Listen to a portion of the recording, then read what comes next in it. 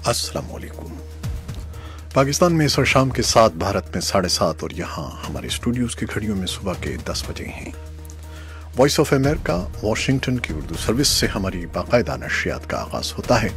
पहले घंटे के लिए मैं हूँ आपका मेज़बान खालिद हमीद।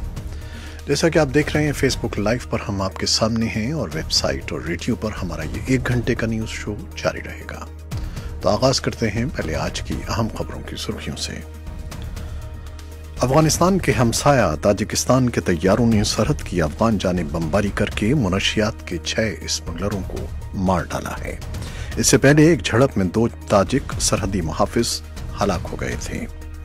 अफगानिस्तान में दाइश का सरबराह अब्दू साद अरहाबी अपने 9 कमांडरों समेत ड्रोन हमले में हलाक हो गया है।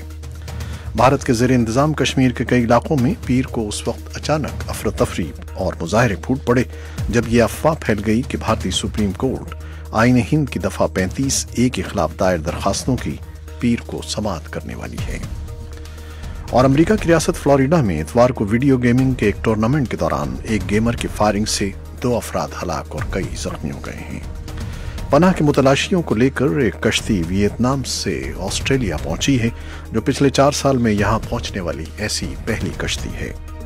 अक़वाम मुत्तहिदा के खुसूसी तहक़ीक़ाती पैनल ने म्यांमार पर इल्ज़ाम लगाया है कि उसकी फ़ौज ने पिछले साल रोहिंग्या मुसलमानों के खिलाफ जो कार्रवाइयाँ कीं और उनमें नस्ल कुशी की नीयत से जो जुल्म सितम किया गया, उस पर बैनुल-अक़वामी सतह पर तहक़ीक़ और चोटी के जनरलों पर मुक़दमा चलाया जाए।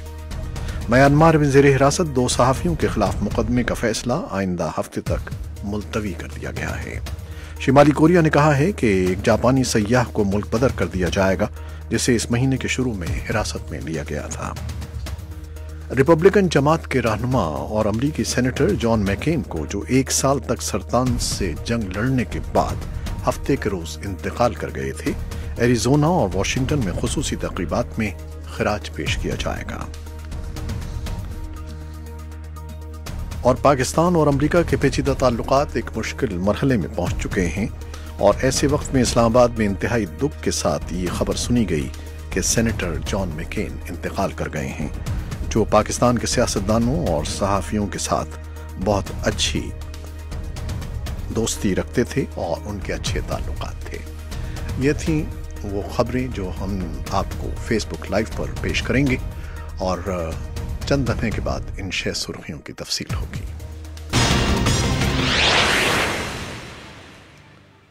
खबरें अब तफसील के साथ। पाकिस्तान के नौमुंतखब वज़ीर-ए-आज़म इमरान खान ने तौहीन आमेज़ खाकों के मामले से मुताल्लिक़ पार्लिमान के ऐवान बाला में दिए गए बयान में कहा कि उनकी हुकूमत ये मामला रवां सितंबर में होने वाले अक़वाम मुत्तहिदा के इजलास में उठाएगी। वज़ीर-ए-आज़म इमरान खान ने कहा कि मुसलमान ममालिक को तौहीन आमेज़ खाकों के मामले पर एक मुत्तफ़िक़ा लाहे अमल इख्तियार करना होगा।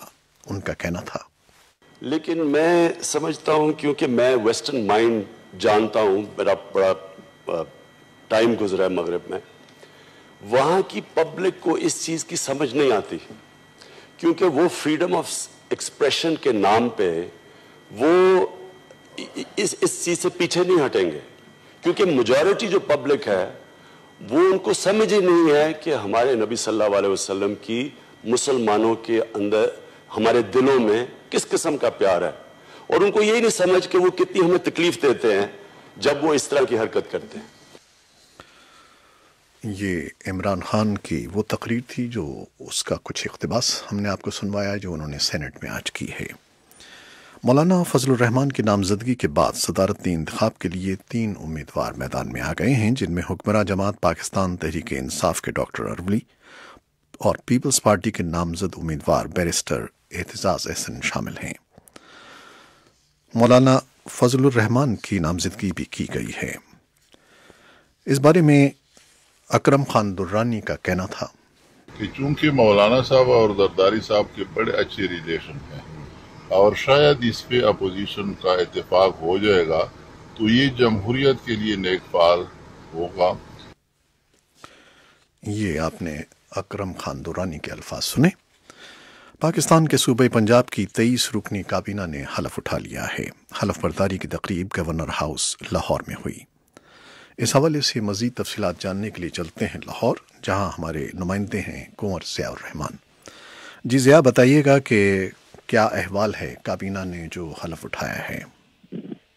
دیکھیے، پنجاب میں ایک طرح سے حکومت سازی کا مرحلہ مکمل ہو گیا ہے، اور آج جو ایک نامنتخب اس نے حلف بھی اٹھا لیا۔ حلف برداری کی تقریب تو گورنر ہاؤس میں ہوئی، لیکن جو قائم مقام گورنر ہیں چودھری پرویز انہوں نے وزراء سے حلف لیا ہے۔ یہ اور اہم بات یہ ہے کہ ابھی تک 28 وزراء کو ان کے قلمدان کا نہیں پتا، کیونکہ ابھی جو ہے وزیر اعظم عمران خان کی جانب سے ان کے قلمدان کا کوئی باقاعدہ اعلان نہیں کیا گیا، تاہم وہ وزیر جو ہے اب بن چکے ہیں، اور ان وزیروں کو بھی نہیں پتا کہ ان کے پاس کون کون سا محکمہ ہے، کون کون سے قلمدان ہو گئے۔ یہ جو 23 رکنی کابینہ ہے، اس میں ایک آزاد رکن خان کو شامل کیا گیا ہے، جبکہ ایک رکن حافظ عمار یاسر کا تعلق پاکستان مسلم لیگ کاف سے ہے، کیونکہ باقی جو افراد ہیں یہ تمام جو ہے پاکستان تحریک انصاف سے ہیں۔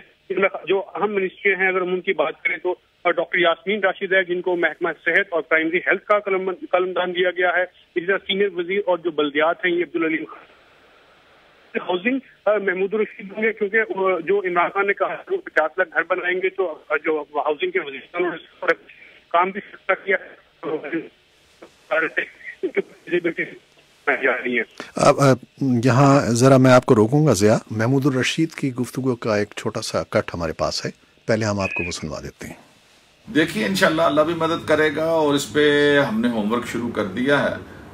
مختلف جو بڑی ویل ریپیوٹیڈ کمپنیز ہیں ان کے ذمہ لگایا ہے، وہ پریزنٹیشنیں تیار کر رہے ہیں۔ ڈپارٹمنٹ سے بھی انشاءاللہ بیٹھ کے اس کے اوپر لیں گے، سرکاری جو لینڈ ہے کہاں کہاں ہے، اور ایک وائبل اس طرح کا کوئی خاکہ بنائیں گے۔ آئندہ 2-4 ہفتے کے اندر اس پہ پریزنٹیشن بھی ہوگی پرائم منسٹر کی سطح پہ، اور پھر بھرپور کوشش کریں گے کہ ہم نے جو عام اور غریب آدمی کو چھت فراہم کرنے کا وعدہ کیا ہے اس کے اوپر عمل درآمد ہو سکے۔ تو یہ محمود الرشید کی گفتگو تھی۔ جی ضیاء، حلف کس نے لیا؟ گورنر صاحب تو تھے نہیں؟ جی، گورنر صاحب نہیں تھے، تو جو قائم مقام گورنر ہیں چودھری پرویز الہی، انہوں نے وزراء سے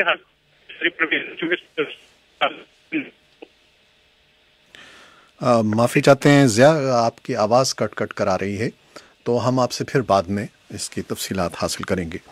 تو سامعین، آپ دیکھ رہے تھے اور سن رہے تھے کہ پاکستان کے صوبے پنجاب کی 23 رکنی کابینہ نے حلف اٹھا لیا ہے، اور ہمارے لاہور میں نمائندے کنور ضیاء الرحمان اس کی تفصیلات بتا رہے تھے، لیکن آپ صاف طور پر وہ نہیں سن سکے کیونکہ وہاں سے کچھ ٹیلی فونز کا پرابلم ہے۔ اور اب کچھ مزید خبریں۔ افغانستان کے ہمسایہ تاجکستان کے طیاروں نے سرحد کی افغان جانب بمباری کر کے منشیات کے 6 اسمگلروں کو مار ڈالا ہے۔